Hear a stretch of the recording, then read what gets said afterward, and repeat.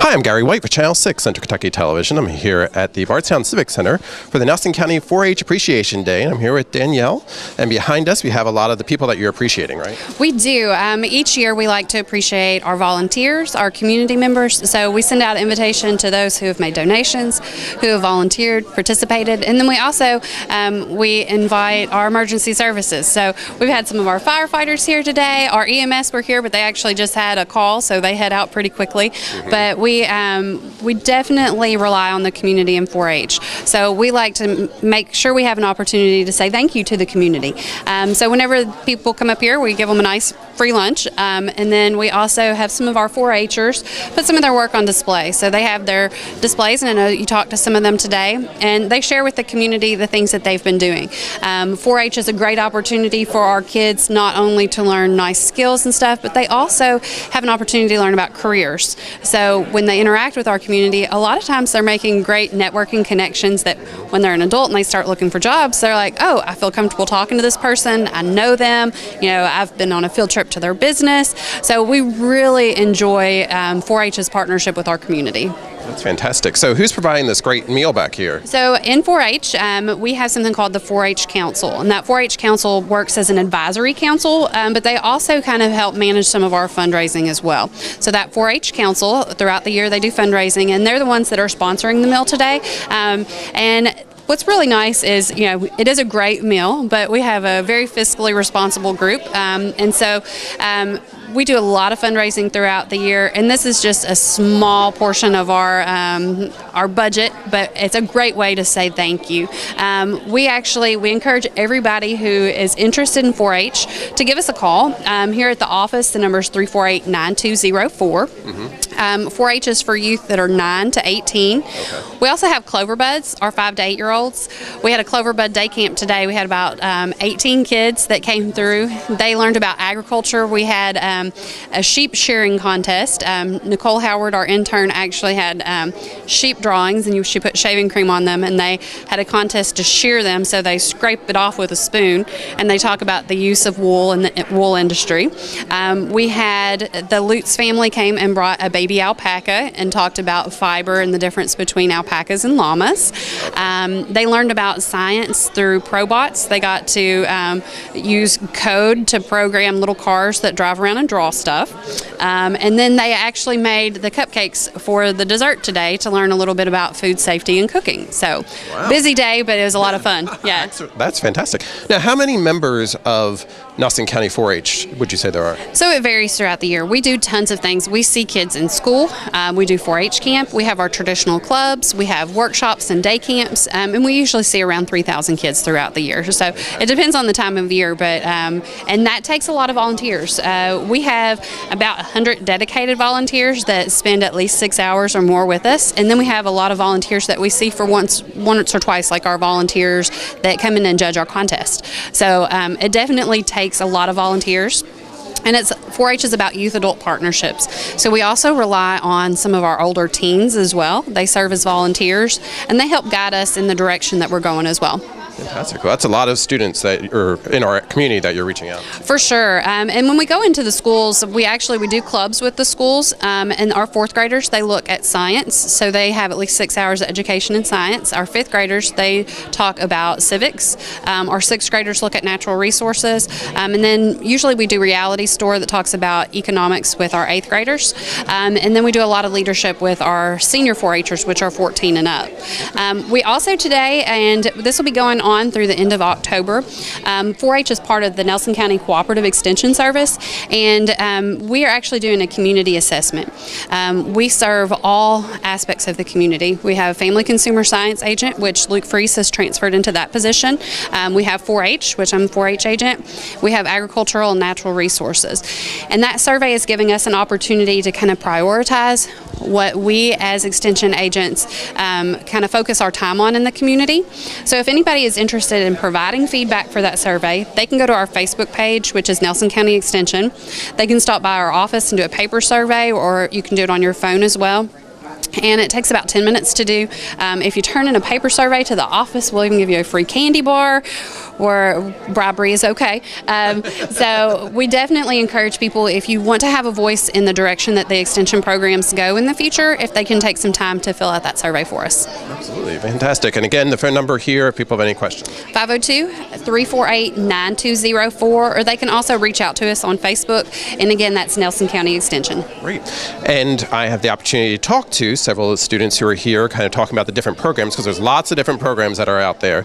So here are some of those students kind of sharing their information. Thank you very much. Thank you so much. Hi, I have 3 students here going to tell us about the Nelson County 4-H and some of the booths that they have going on. We have Morgan and Krista over here that are going to tell us about furs and spurs, right? Yeah.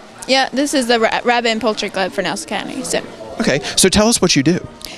We usually we learn parts and like body parts of the animals. We study stuff, and then we go to shows, like local shows, and then we go to the Kentucky State Fair. That's one of our biggest events that we have, like for our club.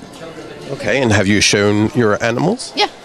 Yeah, we got some awards over here that some of the kids have won in our club. So. Okay, so tell us your animals. Tell us your names and what kind of animals they are. Well, I have a lot of rabbits. I have like over 54 rabbits. So yeah. Well, don't tell us all their names. Thank you. You have 18 rabbits. Okay. Okay. Now do you have the chicken? Is that the other one too? Yeah, you said? chickens too. You have chickens as well. How many chickens do you have? Over 80. So yeah. 80. Okay. Yeah. How about you? I have 26. Wow. Wow, that's great. So that takes a lot of work, doesn't it? Yes. Yeah. Wow. So how did you first get involved with the rabbits and chickens? For me, is my mom. She showed them back when she was younger, rabbits anyways, when she was younger. And then so I from Michigan, so I used to raise KVs, which are guinea pigs. So like I had too many of those too. So and the KVs and the rabbits just show at the same like shows. Okay. So then I kind of got bored with KVs, so I kind of started with the rabbits. So I got more involved with rabbits and all that. So. Okay, wow. So what are the different kinds of rabbits that you have? I have Jersey Woolies, I have Lionheads, I have Hot-Totes, I have Triantas and Havanas and Rex. Now, how many different breeds of rabbits are there? There's 49 of them. She knew it right away. Is this like you had to study for this in order when you show? Yeah, up in Michigan, I was. Can I see that? I was part of a Quiz Bowl team, so what we had to do is we had to study like breeds, we had to study their varieties, and this year I'm going to Massachusetts for the Maine ARBA convention, which is American Rabbit Breed Association, and I'm competing for the Queen. So like all what we do is we do contests, we do breed ID, a written test, a interview, and judging. So we have to compete in all those, and then whoever has the high score gets to be the Queen for like everything. So. Okay. I'm the Queen at the Kentucky State Fair. Oh, put on your crown there. Okay. So what does that entitle you to, being Queen? Basically, we just represent the Kentucky State Rabbit Breed Association, and so. Oh wow, great! Yeah. Now you gave me this bingo, right? And this is bingo of different breeds, right? Mm-hmm. So have you been playing that with the crowd? No, not yet. Not yet. Okay, but maybe that's something fun that's going to come up, right? Mm-hmm. Okay. Well, thank you very much for talking with me, and good luck with your rabbits and your chickens. And here's your bingo back. Thank you. And over here, I'm going to talk with Gloria, and Gloria is talking about what's your booth? My booth is the Nelson County 4-H Teen Council. Okay, so tell us about the Teen Council. The Teen Council is a club for grades 8 through 12, and we just provide various opportunities for youth in those grades. Opportunities that we have are leadership. We attend the State Teen Conference in June, which has all kinds of awesome classes and workshops for the kids to learn as much as they can about. There's national conferences that we attend. I'll be attending a national 4-H conference in November.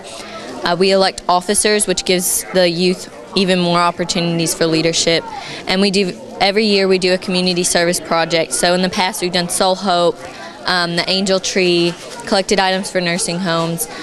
This year our focus is Adulting 101. That's what our meetings are going to be about. So we'll be covering items that teens need to know for when they become adults but aren't necessarily covered in school or normal life. So some of the ones we'll be doing is auto care, financial skills, renting, insurance, laundry, so like how to take care, how to sew on a button, how to get stains out, that sort of thing. That's great. Now, come on down here with me for a minute. So, Adulting 101, I think adults, I could take some of those classes and learn, right? Yeah, I'm sure. We have adult mentors and advisors on our group, and they're super excited about some of the classes. That's great. Now, how did you get onto the council? How did all this come about? I got on the council. My older siblings were on the council, and they told me about it. But I've really decided to join because I saw all the leadership opportunities that they have. I'm actually on a state leadership board, the state teen council. Okay. So that's youth across the whole state are on that, and it was just the leadership for me drew me in. Wow. Now, are you going to be teaching some of these adulting classes? I will not be teaching any yet. Okay. I don't know if they. Still learning how to adult yourself? Yeah. I've been Me too. in a sewing club, so they might ask me to helps teach how to sew on a button and that sort of thing. So. Now, how many people are there involved in the council? Our last meeting was our new member meeting, and we had about 15 there. We usually have. We're hoping we did the adulting class to help draw more kids in, because the last few years we just we hadn't picked a topic to learn about. We were kind of just each meeting doing something new. So we're hoping that the consistency of having something to learn about will draw them in. And you don't have to attend the actual meeting. You can pick and choose which meeting suits your schedule so that you can make it work for you. Well, thank you very much. Thank you. I'm here now with Peyton, and we're going to talk about the Dairy Club. And tell me a little about the Dairy Club. Dairy Club, we show dairy cows, and we go to very many different shows. Like last year we went to Harrodsburg, Shelby County, and it's very easy to do it. All you have to do is have a registered dairy cow, and all you have to do is tie it for a few months, make sure it's ready to be in the show ring. It has to be pretty calm, and it has to meet the standards of a dairy cow. So how long have you been showing dairy cows? This will be my 4th year showing dairy cows. Okay, great. And how have you been doing in the past? I'm doing pretty good. State Fair, I got 2nd and 3rd overall in my classes. So Congratulations. thanks. Yeah. Now, how many members are there of the Dairy Club? Dairy Club, we're pretty small. We have about just like 5 members, and 2 of them are clover buds, so we don't have very many, so we need more members. So you're trying to expand, and that's the purpose for being here, right? To kind of get the information out. So how much training does it take to actually be able to show? Okay, we start tying our calves in May, and the first show is usually about in June, so they have about. So when you say tying your what's that mean? All right. So you see these halters on them like that. We tie them to a pin, and just to get them used to the feel of halters and us leading them around. Okay, so you have to be able to direct them, right? Yes. So how many dairy cattle do you have? I have about two. I have 2 Jersey heifers from my first year that I own, and last year I showed one, and last year I did pretty well with it. So. Okay, very good. And there are how many types of dairy cattle? There is about, I think, 5 breeds. So. Okay. Yeah, I'm looking on back here. Getting some tests, right? Yeah. Well, thank you very much for talking with me. You're welcome. Now I'm talking with Natalie, who's going to tell us a little about the Forestry Club, right? Well, forestry isn't really a club. It's more of a team, and you compete. And there is a forestry field day, and you'll see these pictures right here. And that is anybody can come, junior, 4-Hers, or seniors, and you can compete. And you do competition. It's a competition, but it's really the ribbons and stuff you get. It's really just for to show you won that and you know what you're doing. But then they have a senior forestry competition, and any county that wants to compete, you have 3 or 4 team members, and you compete against all the teams. And then the team that has the best score and the ones that win, they get to go to the National Forestry Invitational in West Virginia, and you compete against any state that sends a team. And this year I went with my sister Gloria and 2 other members, and we placed 7 out of 15th, and that's the highest Kentucky's placed ever in the competition, so we were really excited. Congratulations. Thank you. And then they have a woodsman's skills competition there, and it's really just to relax and have fun. And they have log rolling, pulpwood toss, and crosscut saw. Crosscut saw, they have Jill and Jill and Jack and Jill. and I got second place in Jack and Jill with a guy from South Carolina, so it was really fun. Oh, wow. Had you competed with him before, or is this something? No, we just met there. Oh, wow. Very good. Well, congratulations. Thank you. That's fantastic. So what got you interested in forestry? Well, I have, like, all my older siblings have competed in the forestry, so I got excited about it when my older sister competed in the National Forestry Invitational in 2016, and I started studying this stuff, and then I went to Forestry Field Day, and I placed in the top 5 twice, and then I started studying with the National Forestry team, and we just built up. So how many team members are there from Nelson County in the forestry team? In the forestry team, you can have 3 to 4, and every year we've had 4 members. Okay, that's great. Now, is the Gloria you keep referencing, is she on the council that I got? Okay, so we got a chance to hear from her as well, right? Okay. So it's a whole family affair, right? Yeah. Great. Well, this is another one of the groups that's giving us some information. Thank you very much. Thank you.